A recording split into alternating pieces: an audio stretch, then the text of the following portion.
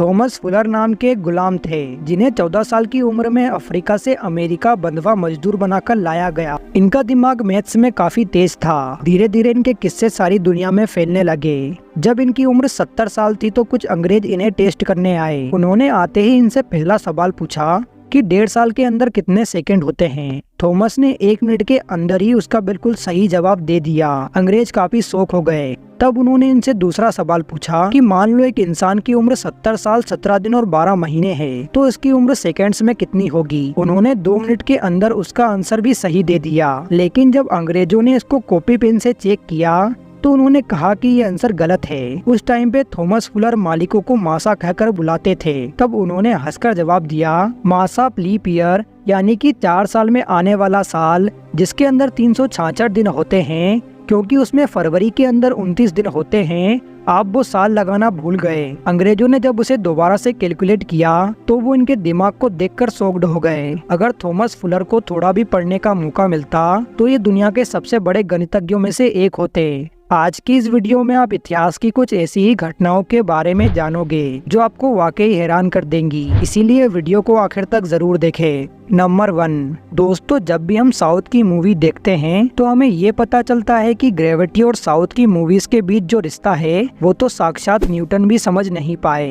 लेकिन क्या आपको पता है कि ग्रेविटी का यही विचित्र रिश्ता साउथ की मूवीज के साथ साथ अमेरिका के एक मैजिशियन के साथ भी था। असल में दोस्तों मैं बात कर रहा हूँ famous American magician David Copperfield की, जिन्होंने कि साल 1984 में कुछ इस तरीके से हवा में उड़कर ग्रेट कैनियन को ही पार कर डाला था। और साल 1984 में हमारे पास इतनी ज्यादा एडवांस टेक्नोलॉजी भी नहीं थी कि एक इंसान इतनी दूरी तक हवा में उड़ सके। लेकिन उन्होंने ये कैसे किया, इसका जवाब तो उन्हीं के साथ ही दफन हो गया। लेकिन सोचने वाली बात है कि एक इंसान उस समय पे ऐसा स्टंट आखिर कैसे कर पाया। नंबर 2, ये घटना 17वीं शताब्दी की है। उस समय लेजरस कोलोरेडो नाम के एक व्यक्ति ने एक मर्डर कर दिया। कोर्ट ने जब केस की जांच की तो कोलोरेडो को दोषी ठहराया और उसे फांसी की सजा सुना दी। लेकिन लेजरस कोलोरेडो एक व्यक्ति नहीं था, बल्कि उसके साथ उसका भाई जुड़ा हुआ था, जो कि आप इस तस्वीर में देख सकते हो। जब लोगों को इसके बारे में पता चला तो लोगों ने फांसी का विरोध किया, क्योंकि यदि लेजरस कोलोरेडो को फांसी होती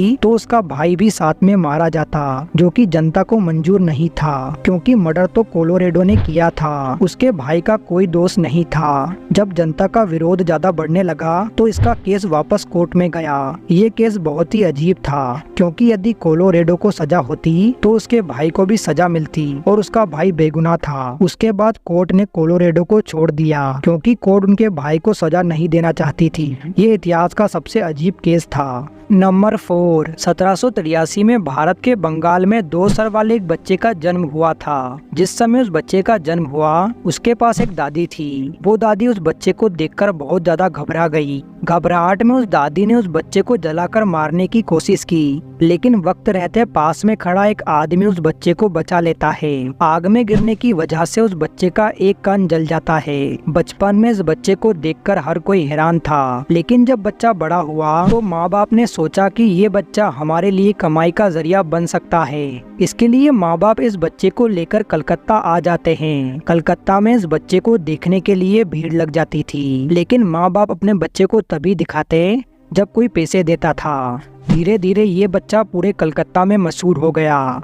अमीर लोग इस बच्चे के माँ बाप को अपने घर बुलाने लगे। वहाँ भी उनके माँ बाप को अच्छा पैसा मिलता था, क्योंकि ये बच्चा काफी अलग था। जब इस बच्चे का एक मुंह हंसता था तो दूसरा मुंह नाराज होता था, और एक सर सो जाता तो दूसरा सर जागता था, और कभी कभी तो बच्चे के ऊपर वाला सिर अचानक रोने लग जाता। यानी कि दोनों सर एक ही समय में अलग अलग सोचते थे।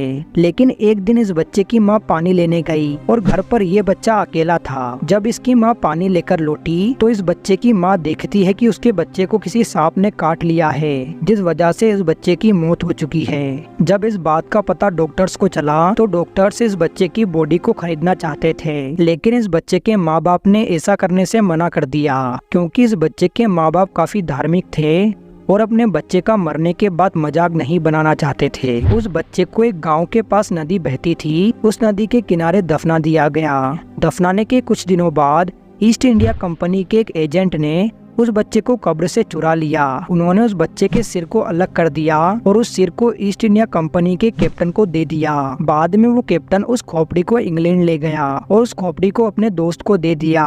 बंगाल के उस बच्चे की खोपड़ी आज के समय में भी लंदन के एक म्यूजियम में देखी जा सकती है। आज की इस वीडियो में दोस्तों बस इतना ही।